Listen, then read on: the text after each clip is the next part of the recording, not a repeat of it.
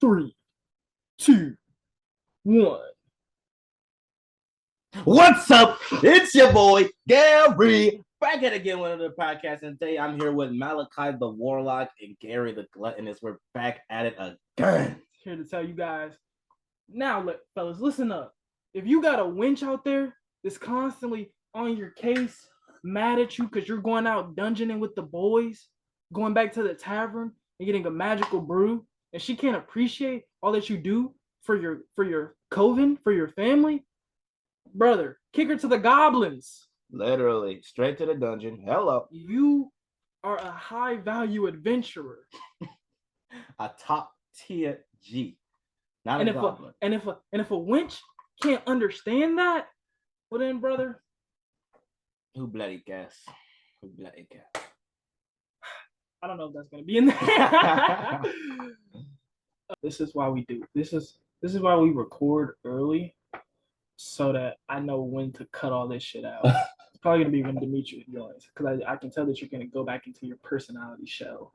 What do you mean? You're gonna go. Let me present myself as a good human. No. If and when he joins. If anything, him being. Sure. Hello? I'll come down in a second, okay? I'm sorry.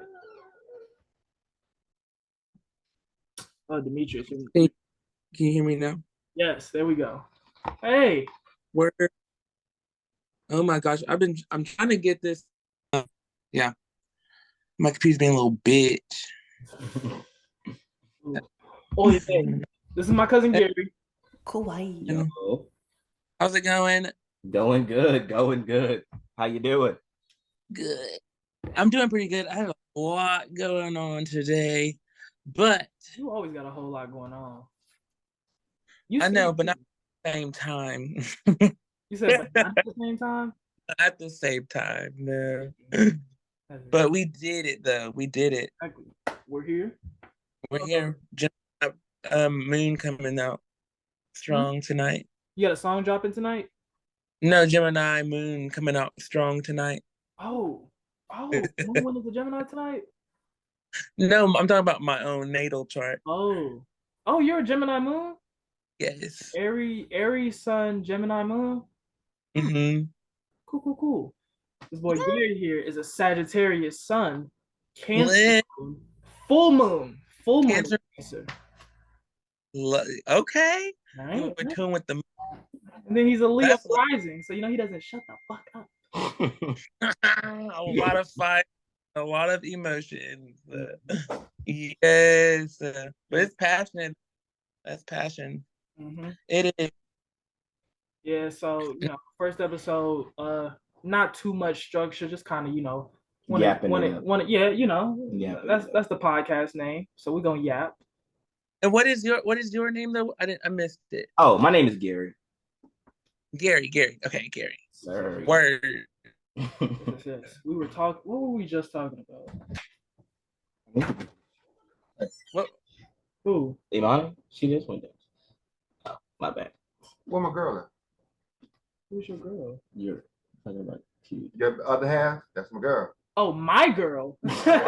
You meant my girl. She at work. Oh, okay. Hello. I will. Bro said, "What do you mean?" This nigga forgets we are mammals. I will lose my mind. What are you talking about? Is it? I just want to make sure that it's also recording your video. Do you have a little recording thing next to your name over here? Okay. Yeah. All right. So, first episode, really no structure. We just like kind of talk. It's Mother's Day. I have had a very long and very good conversation with my mom, so I'm enjoying the vibes. Yeah. How's your day been going? Good. I delivered flowers to moms today, and that was. And then I got to have dinner with my mom and my sisters and my dad, and that was really nice too. I hung out with my mom yesterday. We went to the store, and she made little Mother's Day packets for the ladies at her church, and then I practiced lines while she was rapping. And so it was pretty fun. We hung out, we talked, and it was really lovely. It's been really lovely. Hmm. Thank you. Hmm. What about you, Gary? Did you get to talk to your? Oh yeah. So today we made her breakfast, but it was a really late breakfast because everybody woke up at late. So it was like 12 p.m. type breakfast, right? And then at like I want to say 3, when everybody was done eating and we were just kind of laughing and chilling, we gave her presents. I gave her like because I went out of town the week before and I bought her this really expensive necklace. It's like 2/3 of my bank account. Ooh. Um, and then I got her like these forever flowers because I didn't want her to get her. I wanted the gift to symbolize like her lifetime dedication and like what that meant to me in like a visual representation.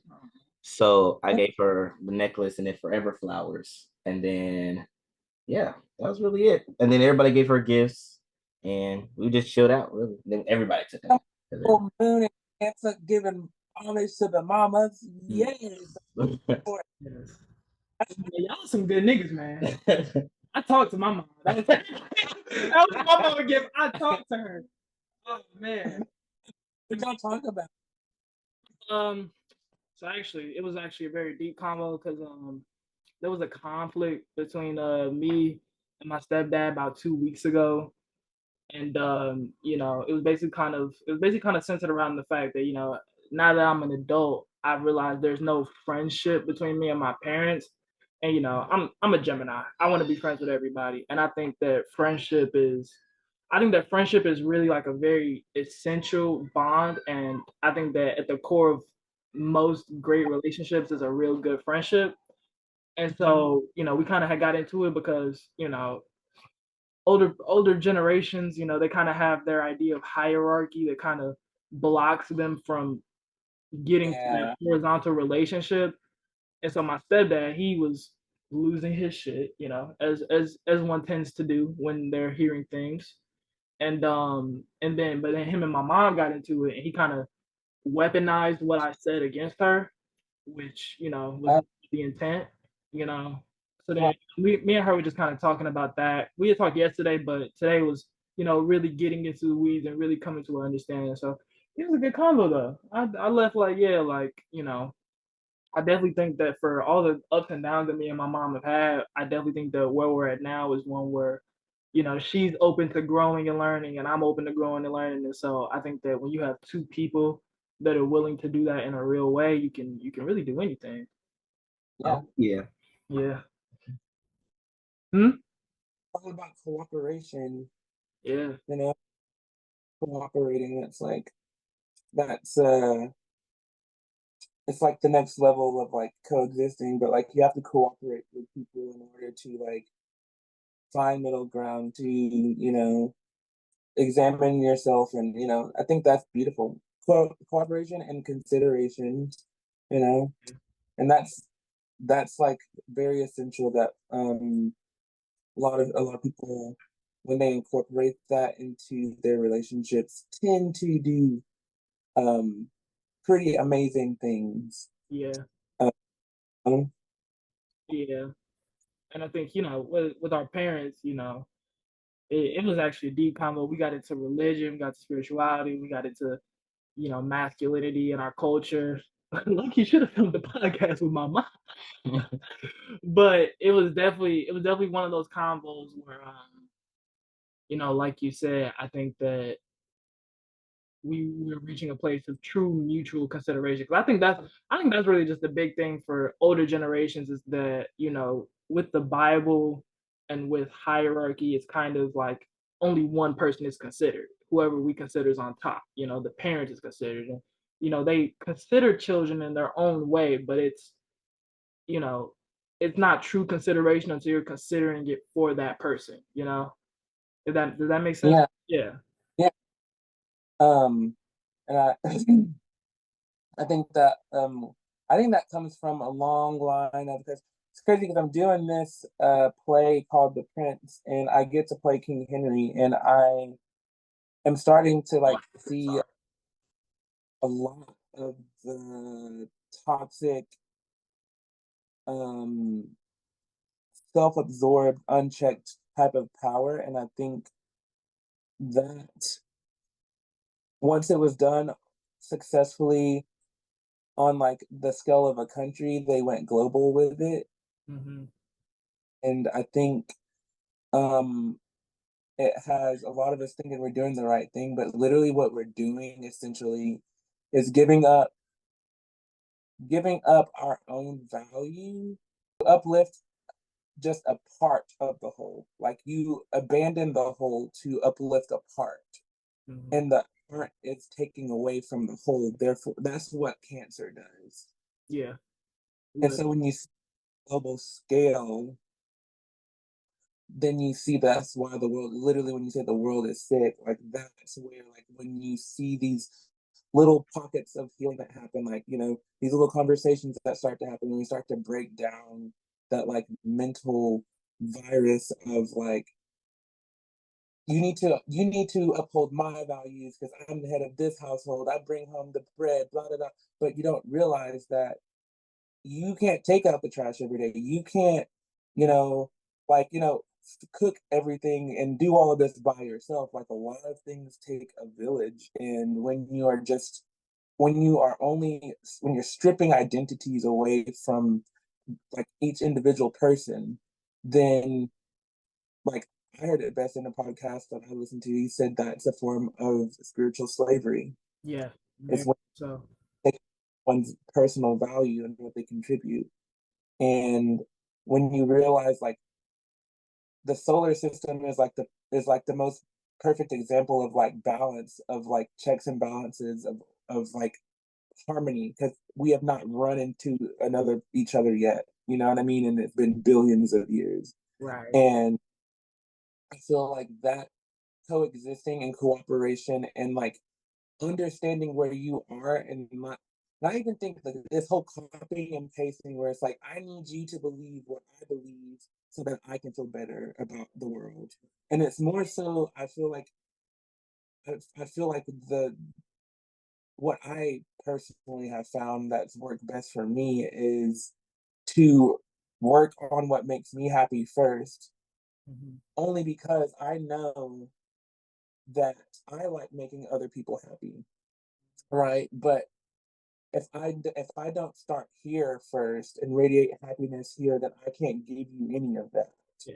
And it's never really reaching you because It's not genuine. yeah, exactly. Like I think you said that thing about stripping of identity, and it literally that was kind of a thing that I said to my mom. I think that for all the love that she gave me, I told her part of the part of the part of the conflict, not conflict, but it's a conflict in a way that we have now is that in the household there was no place for my identity, and I've always held strong to my identity, even as a child. Like, you said, it's like spiritual slavery. I was a young child going, hey, you guys know you're just treating me like a slave, right? Like, you guys know that this is just like weird colonialism, right? But I was like 9. So it was like, shut up, nigga. you know? So yeah, Yeah, definitely. And just that idea of like you have to think what I think, and I think that that's very Pisces in a way. Like I think we've had conversations as we go into this new era of Aquarius where that idea of you have to dream my dream, and if you don't I'm gonna kill you. That doesn't work in Aquarius, because in Aquarius is all about the network. It's all about everybody collaborating together. You take out the trash, you wash the dishes, you cook the food, you clean the floor. We all need to work together as a village. So yeah.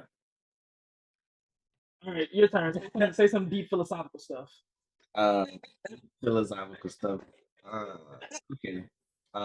In a relationship, not even just. Wait, I was just No, you're done. No, my now it's time to commit. Now it's time to commit. Now it's time to commit. In a relationship, in a genuine, meaningful, happy one, it isn't about people filling in roles. It's about people filling in spots where other people are lacking, and to help the other person fill in those spots that they're lacking hmm by showing them by example. Hey, you know that is like for me. the person I'm talking to now, she's great at like organization, and I'm like dookie sauce. Yeah. So like terrible, in fact. Yes, horrible. So like You see the background? yeah.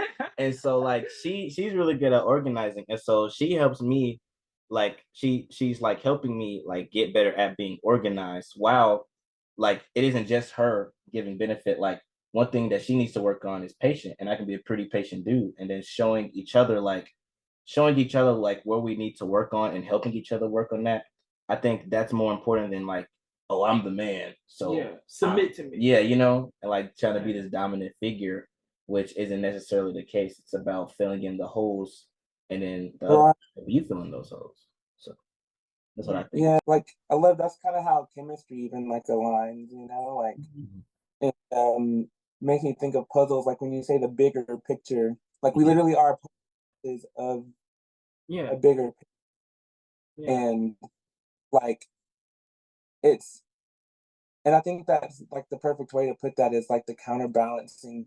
And that's why if I strip you of your identity because of my inadequacies, right? If I'm mad that I'm shaped this way and you're shaped this way, and you're supposed to fit there, but I'm like, no, I'm jealous that my curve is not bent out like yours. So you need to conform to me. Now we got two the same as me, or the form how the picture can't, So I think that's the other part too. It's like appreciating the gifts that you have. Piece that you have. I think that's very beautiful, and I think that's something that I, constantly, kind of harp on myself about in a way, and not really harp, but I have a lot of Taurus placements, so I can very easily go, I think I'm right, so time to not listen. And I think that that's very valuable to remember that my truth is my truth, and I can hold to that with my steadfastness and my belief. But that doesn't mean that your truth isn't also a part of the truth. We're both puzzle pieces. And we come together to create a bigger picture of the truth. Yeah, and it's just like at the same time too, in a relationship, I don't think Demetrius got kicked, so we're just gonna hold it down. Okay, I think that I think in a relationship as well. Oh, he's back. Hey, he's back and he's better. Better quality. Janelle Boost Mobile. Hello. Okay.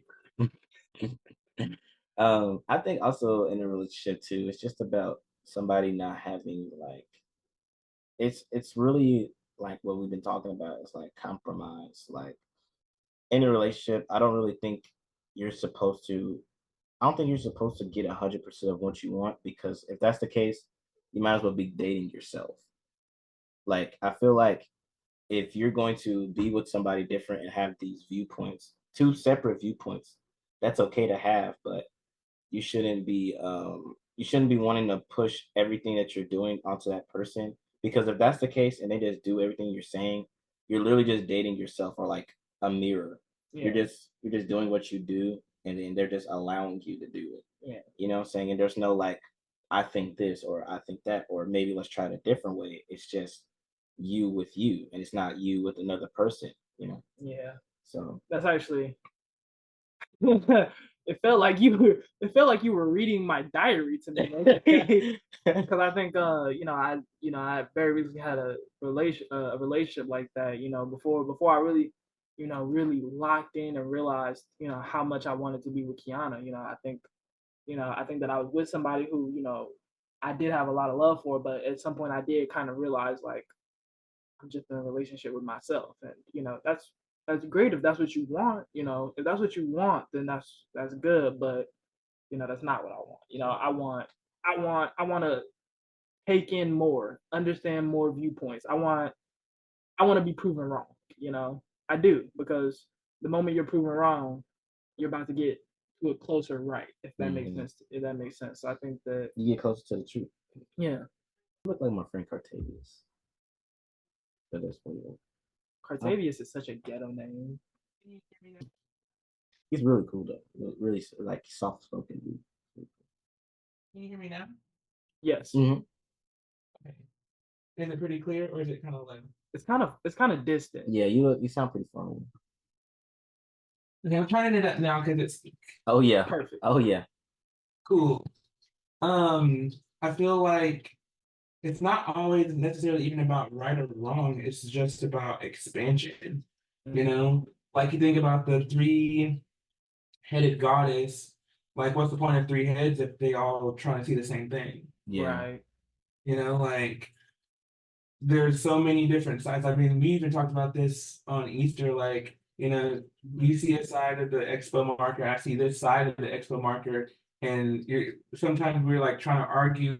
It's just an expanded version that we both can't see in one body. Yeah. Mhm. Yeah. Yeah. So like, Maybe it is important to get away from words like right and wrong. Because it becomes like it becomes either like a red or blue, like Yeah. absolute type of thing, Yeah, when it's like really purple, like Yeah. a blend. We was talking about Jujutsu Kaisen earlier. Uh, Man, you into anime, Demetrius? here's the thing is I'm with that, if it's on while I'm in the room, I will dive into it, but I on my own accord, I just don't seek it out. Yeah, I'm kind of the same. Unrelatable. I'm digging into it like some food, bro. I like anime because it definitely has a lot of ties to Eastern spirituality, and that's where I got my feet wet before I even found the thing that I found for real. It was with Taoism. So Oh man, hearing that the Dow speeches were them Dow speeches were something else. Yeah, Gary was getting the preaching before anybody. I got the beta. I got the beta for him. No, literally. Like I would learn something that would deeply change my worldview, and I'd be like, you know who needs to hear this next? Gary would be like, damn, I gotta go to math class now. Literally, bro. Literally, I gotta go to math class and think about that shit. Bro. And then it'll be the night before a test. I'm like, I'm at the test thinking about, if A and B equals C, that would Oh, MG. I gotta go to math class now. That's great. No, I literally grabbed Gary, you know that nothing is real, you're an illusion, but also you're not an illusion. He'd be like, the fuck am I supposed to do with that? What am I gonna do with that? Like, I guess have fun.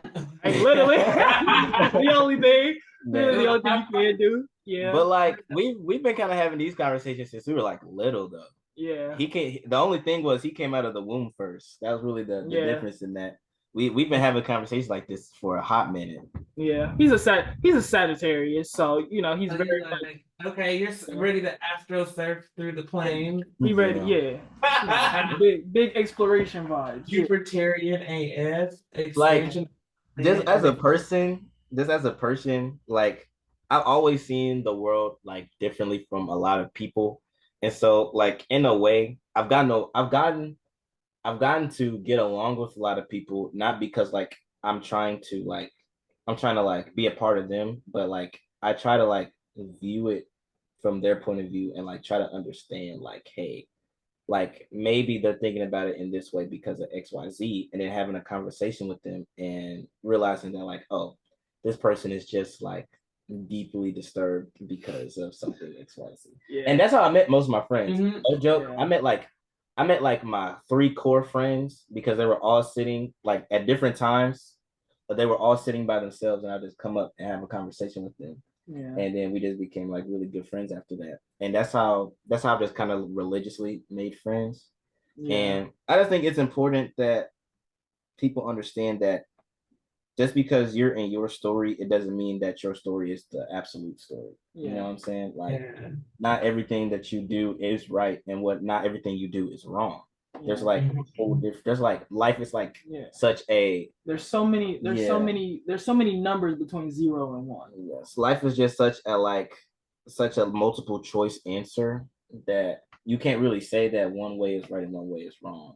You know, so yeah, and I think I talked to this boy Gary. This boy Gary is literally like the he's the group leader. I think that definitely when I saw his chart, it really made a lot click for me. Yes, he definitely is like that Sagittarius that sees, but also that Cancer that feels. And then I think, especially with that full moon aspect that you have, is kind of the moon illuminated. Like I think that I do really think that you have a real gift for helping people illuminate those undercurrent feelings that are hard. And I really think that the thing that I look to you and I take my own inspiration from is the way that you can do that in a nurturing way.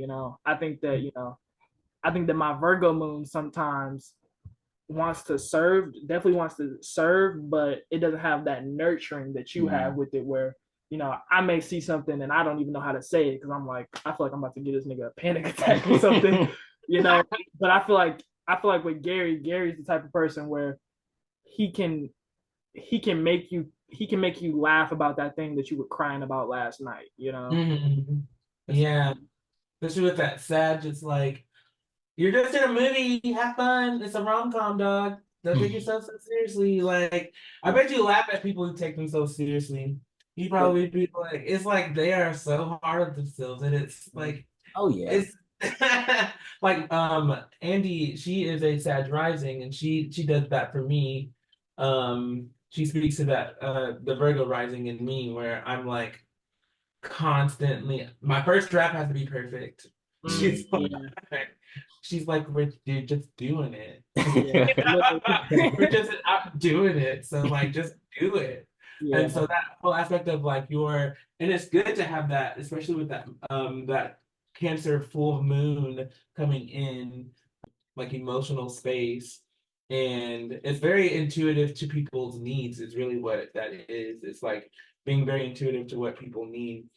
And um like and the uplifting of that, and then the Leo though, I feel oh like shit. Hmm. I just realized his moon is in the 12th house. his moon is in the 12th house. Yeah. So So damn, double put another scooping on it. like yeah, because you Leo rising. Hey, Um 12th house twin. yeah. Yeah, it's are you Leo right? Are you Leo rising? Me? No, I'm a Libra rising. Libra rising. Yeah, Got you, so with got you. Virgo, that my Virgo moon is in the 12th house. Got you, got you. Oh wow. So like y'all help people heal from like traumatic experiences too, probably. Or people who have because the 12th house is also like the house of isolation and the house of like traumas, losses. Like I heard about it today on a podcast, and it was like it's interesting because it's the most dangerous of like before you get into your first house, which is like your birth. Like you're literally you're in water the whole time. Like you're in the realm of spirit. Yeah. Like of all where all possibilities are a thing. The ocean of the mind. Yes, but like in quite literal space though, in time and space where you are in your mother's womb in the 12th house, you are there before you come into the first house. Yeah. So like even in there, I've heard people say like the fourth house is also representative of the womb because that's your first home. Mm-hmm. And so that ignites that too, but you're also in an ethereal place of your consciousness because you haven't taken a breath and you haven't come into your first house yet. So y'all definitely could even do like help people with like maybe even past life things, spiritual, people who've gotten themselves in like spiritual, I guess, that need cleansing in a sort of way. Like the moon there definitely helps nurture and heal in that aspect. Yeah. And also like I wouldn't say issues around the mother being that way, but there's also if you probably have had hard experiences in that aspect, the 12th house definitely speaks on that. Because I have friends with 12th house placement, and usually a lot of emotionally, for I guess for the moon, you probably feel a lot of isolation when it comes to like emotional, or you need a lot of isolation to feel back and like back to normal. It's like a recharge. Like I feel like for me, because I'm a Gemini, so I definitely love to be around people, but there's a kind of with that 12th house, there's a certain, like I think that for a lot of people they can kind of just stay on that shallow end when they interact with somebody. But I find that for me it is very, very hard to do that. it's damn near impossible, honestly, with it while still being genuine to myself. But that's kind of it does take its toll though, and I find that especially with with Kiana, because I think that for her it is very jarring for her sometimes when I go from super extrovert, want to talk to everybody, want to hear how you doing, what you laughing about, what you crying about, to like I need to be in a dark closet. I need to be in a dark closet alone with Yeah. yeah. That's so interesting. Food is the mood nurturing spirit. Yeah, and I think that's where my Taurus You'll come eat in the in. closet. Yeah, that's where my Taurus come in. Like I just need to eat. I need to chill. I need to. Yes, I feel that. Okay. Um, so yeah, so y'all got little 12 moon twins. That's lovely. That's a lovely little mix. And then you have a beautiful combo with like being ruled. He's ruled by the sun. Okay. He's sun ruled. Yeah, for sure. Yeah. And I've actually recently got into degrees more. So, and I'm learning a lot more about the degrees in the deccan. So, I definitely want to take a look at your chart with that. Mhm. But like I've noticed with mine, like I'm very, very heavily Venus ruled. Like even my son, because I'm a Gemini, but I'm a Libra and Gemini. And so Oh, you're a Libra Gemini deccan? yeah, so even Oh, with wow. like Venus is the sub ruler of my sun, plus the Okay. ruler of my rising. And Okay. You even spell that. what Decan, Decan. It's like they say, and when it's a decan, it's basically that planet is just kind of like giving you philanthropy in a way. It's not ruling anything, it's giving you like philanthropy donations. It's like, here you go, here's a gift for me. Yeah, You know, here's a there's a little sprinkle on what you got going on. Yeah, No. I've got a Taurus. I'm a Taurus Virgo rising. Oh, Okay. yeah, that makes sense. You def. I was surprised when you said Virgo rising, because you were giving me like a Libra or Taurus rising vibe. Really. Very Venus Um, here. Yeah. so my ruling planet though being Mercury is conjunct Venus though. Oh, you have a Mercury conjunct Venus. Oh, nice. What in what sign? It's conjoining two signs. So Oh yeah. yeah. Mercury's in Pisces and then Venus is in Aries, so it conjoins seventh and the eighth house across the border like that. You got a call? Shake block. Shake block. What do you need? We're almost done. 5 minutes. That boy wanna hop on that PS5. He wanna hop on the PS5 just to watch YouTube shorts. Oh my God. That's where we're at these days, huh? Any of this. Just FYI, I don't know anything about Astrology. astrology. I just be living twin. That's about it. Gary literally just be vibing. Just be living twin. Okay. But Gary was definitely, I feel like, an anchor for me when I was really going through my spiritual awakening, because I really do think about it. Like there were times where I was saying something and my fear and anxiety because of what I believed was still kind of making something that was exciting, make it anxious. And you definitely gave me that moment of like laugh, like calm down, just laugh. It was when like it was definitely like it was funny because like when we were like little, you almost went through like 3 stages of like spiritual psychosis. No joke. You basically went through that, and like it was one of those things. Oh my God, I was in a cult for a while. I just remembered that, bro. You literally took everything like. But the thing is, it's like like I had to like because it was like he was like your problem is you'll get so deep into something that like you'll almost try to become the thing that you're trying to like research. Yeah. But like that's that Taurus. That's that Taurus like, Mercury. And then like you'll dig it so like deep and like into like a hole that like it'll get you hard out of. And then I'm just like, Nibba, let's play Minecraft. What are we doing right now?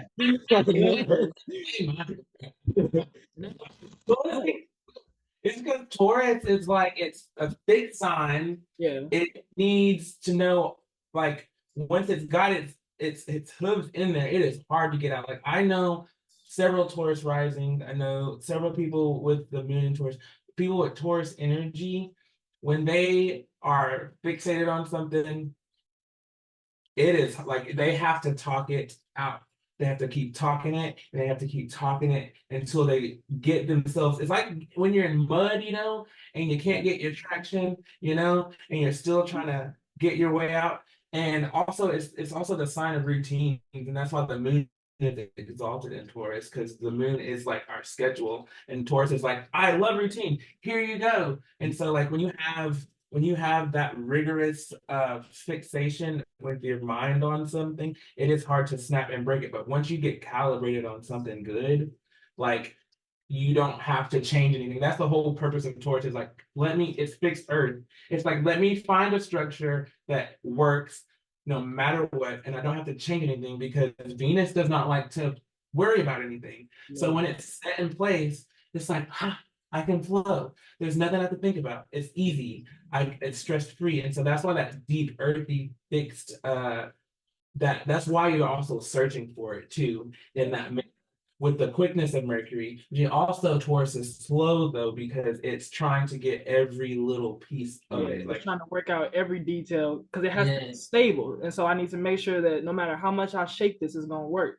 And I think that definitely, I think my Virgo moon also helped me with that because the Virgo moon was also kind of like, that sound good, but where's the practical application? If this was really as good as it says it is, I'd be able to see this in my dirty ass messy room right now. Like I'd be able to look around and see. And I think what we talked about when we talked about the path that I am. I think that is the moment for me where I found the thing that was like, okay, this is stable. Like I'm doing checks on it all the time. I'm doing a reality check on it every moment, and at every moment it's stabler than stable. And so, I definitely think that though, even with that, like I've realized, I have high aspirations. Like I feel like I got, this must have been how the 12 disciples felt when they had Yeshua and Yeshua was talking that good shit right to their ear. Like I feel like I've found the Aquarian era version of that. But even with that, I'm at the point now where I want something for my own. I want to keep going and keep going, and I think that's where the eighth house Taurus, because my Mercury and Venus are conjuncting in that eighth house, which is Scorpio. So I think that transformation aspect is what kind of helps me temper the stubbornness and dogmaticness of myself, because I can be dogmatic. I do catch myself sometimes like going, wait a minute, like even and if this is not like how it's supposed to be. yeah, or I'm like, or like even just like talking to somebody who's into spirituality, where they'll say something, and I'll go, well, actually, and then I go, well, wait a minute, Makai, what is the difference between what you're doing and what pastors do? Even if you really mean it from a good place of like, you think this is the best information and you want to give them the best information, you still have to hold that space of this can transform, this can change, this that Yeah. doubt, I guess, that will lead you to ask a question. See? Okay. Yeah. Yeah. I love that. Like that's the part too where um I think you can find certain gems, and that's where like to hear an idea and to like sit with an idea doesn't necessarily mean you also have to sit with it. Like especially when I think this is a really good example is like when it comes to the houses in astrology where a lot of people want to say the first house equals Aries, right? I've since like then have heard that